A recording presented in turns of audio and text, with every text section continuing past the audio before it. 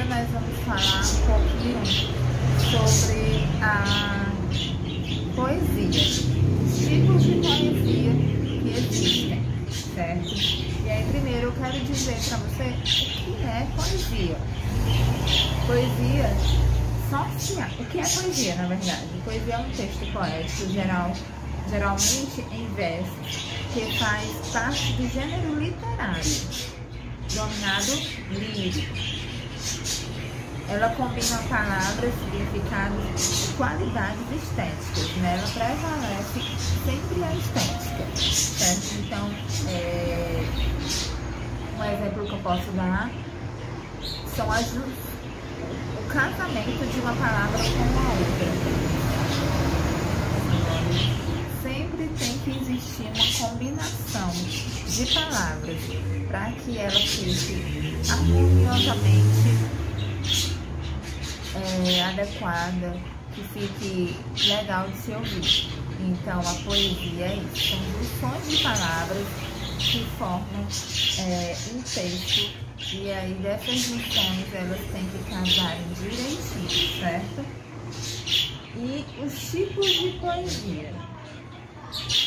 Então, assim, existe a poesia concreta, certo? A poesia concreta ou poemas concretos. Tem um início como movimento de vanguarda concretista do século XX. Lembre-se que o concretismo foi um movimento artístico cultural que surgiu na Europa. E aí nós temos a poesia social, certo? A poesia social é um tipo de produto literário que aborda questão de valor político e social. Então, toda poesia que você vê que tem um fundo revolucionário, então, não é nem revolucionário que é a palavra correta. Na verdade, é algo que lute, que busque por um ideal político. É a poesia social. E aqui ele diz assim, ó: na história literária brasileira, alguns movimentos foram essenciais para a propagação da poesia. Então, por exemplo, eu costumo escrever muita poesia social, que aí eu abordo não só os problemas políticos, mas alguns problemas sociais que abrangem o nosso país, certo? Tem poesia palaciana, que foi desenvolvida a partir do século XV dentro do movimento literário denominado humanismo. Recebeu esse nome pois ela reproduzia os palácios e estavam destacadas entre os membros. A poesia simbólica é aquela produzida no final do século XIX durante o movimento simbolista. Ela teve início na França com a publicação das obras As Flores do Mal.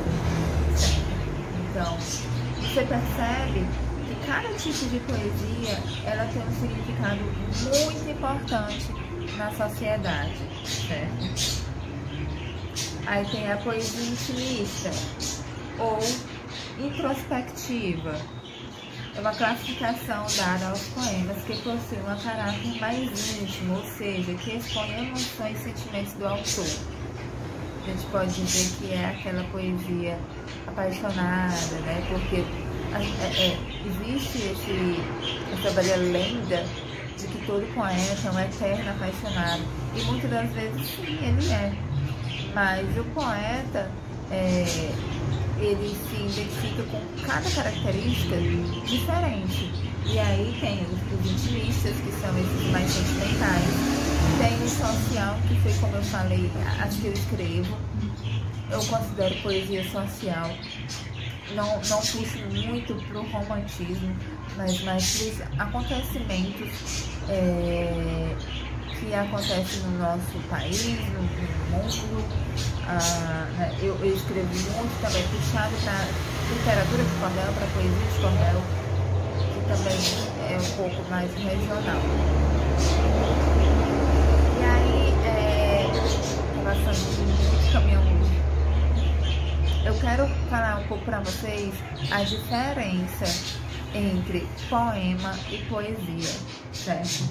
Que é o seguinte, embora muitos definam poema e poesia como sendo a mesma coisa, eles possuem conceitos diferentes. Poema é um texto literário composto por diversas estrofes e por muitas vezes rimas, certo? Deixa eu só achar aqui a outra parte. Já a poesia é uma criação artística que pode estar relacionada com a literatura. No entanto, possui uma abrangência bem maior do que o poema. Vocês entenderam mais ou menos como é que é? As pessoas às vezes acham que é a mesma coisa e não são. Vou explicar de novo. Poema pode apresentar uma estrutura física, como é no caso do soneto, formado por 2 ou 3 ou 4 estrofes, certo? Pode ser apresentado na estrutura livre, como um dos poemas modernistas. Já a poesia, ela é representada na criação artística, produzida por alguém que provoca sensações, emoções e sentimentos receptor. Entretanto, não utiliza palavras como matéria-prima, no caso do poema, certo? Por que nós estamos estudando um pouco de poesia? Porque, como eu falei, vai ter a semana poética, a semana da poesia. Isso vai ser fundamental para os alunos aprenderem o que cada uma significa. Até vai servir para eles se identificarem com que tipo de poesia eles vão querer passar nessa semana, nesse projeto, certo? E aí, após isso, nós vamos ver um pouquinho de gramática, certo? Para poder encerrar a aula de hoje, que a gramática também entra nesses 2 dias, na verdade nesse dia completo, certo? Olá, então agora nós vamos para ver um pouco sobre gramática, certo? A gramática nada mais é do que um conjunto de regras que identificam o uso correto da nossa língua. Na verdade, todas as línguas têm uma classe gramatical, tem uma gramática que faz essa junção das regras, certo? Olha aí, quais são os tipos da gramática? A gramática é dividida em 4, certo? Que é a normativa, descritiva, histórica e comparativa. E aí, o que é a gramática normativa, meu povo? A gramática normativa é o sinônimo da norma culta. Ela estabelece usos certos e errados em opções ou uso popular. Isso porque, apesar de ser compreensível no cotidiano, há sérias tranjeções ao modelo estabelecido. Essa é a gramática oficial e, portanto, é ensinada nas escolas. Então, são quatro tipos de gramática, porém, a normativa é que é a mais usada nos ensinos de todo o nosso país, certo? Mas, como nós temos que aprender todas as normas, nós vamos agora para a descritiva. Vou explicar um pouquinho o que é a gramática descritiva, que é a gramática que analisa a língua no que respeita ao uso oral no período específico do tempo, ou seja, na sincronia, certo? Ela sincroniza o uso da nossa língua, da nossa escrita, da nossa leitura, tudo isso. A histórica trata justamente da história da língua ao longo do tempo, desde a sua origem às transformações, ou seja, é a diacrônica, certo? Então, a gramática e história, ela trabalha mais, o nome dela já diz muita coisa, né? mas ela trabalha muito o fato histórico, a origem da nossa língua, que o português vem do latim, né?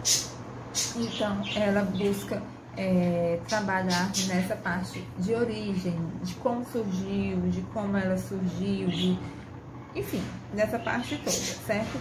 Aí tem a quarta, que é a comparativa, que estuda a gramática fazendo uma comparação com as gramáticas pertencentes às mesmas famílias linguísticas. O português pertence à família das línguas indo-europeias, em que se inclui as línguas itálicas. São exemplos de línguas espanholas e francesas. Mas todas essas línguas, a espanhola, a francesa, a italiana, tudo isso vem do latim. E a portuguesa, todas vêm do latim. Então, elas têm tudo a mesma origem. Que, claro, como aqui o tipo gramatical já diz, ela é indo-europeias, então elas têm um surgimento na Europa, e aí que faz essa junção desse tipo gramatical, certo? Aí a gramática tem as divisões, que é a fonológica, certo? Que estuda o comportamento e a organização dos sons da fala. Tem a índice, que é o fonema, a letra, vogal, semivogal e consoante. Tem a silábico, que é as sílabas, monossílabas, as sílabas tônicas e átonas, exercícios de sílabas tônicas, tudo isso, certo? Uma outra coisa que eu queria falar sobre a gramática são a morfologia, certo? Que são as classes de palavras. Então, a classe de palavra, ela puxa ao substantivo, ao interjeição, conjunção, preposição, advérbio, artigo, numeral, pronome, verbo e advérbio, certo? A morfologia estuda as palavras isoladamente, bem como a estrutura da formação. Ok. Então, assim, agora nós vamos assistir um pequeno vídeo que fala um pouco sobre a língua portuguesa e um pouquinho sobre a nossa gramática, certo? Para a gente poder encerrar a nossa aula, tá bom? De antemão, eu já peço novamente desculpa por todo esse barulho externo, e a senhora vai estranhar um pouco, porque no início do vídeo eu estava com outra roupa e agora eu tô terminando com outra, mas é porque esse vídeo específico, ele foi muito louco para fazer, aconteceram muitas coisas, quase não saía, mas tá saindo, quer dizer, saiu, tá bom? Então eu quero agradecer de antemão, quero novamente pedir desculpa pela zoada, mas porque, como eu falei no início do vídeo, realmente o tempo tá muito corrido esse semestre e tá tendo que ser assim, tá tendo que ser aqui no trabalho de gravações, tá bom? Mas espero que dê pra senhora compreender um pouco sobre o que eu quis passar, sobre o meu plano de aula, né, para essas duas disciplinas, que é a língua portuguesa e a gramática, certo? Então vamos assistir a esses dois videozinhos e aí a gente encerra a aula de hoje, tá bom? Beijo, até o próximo vídeo.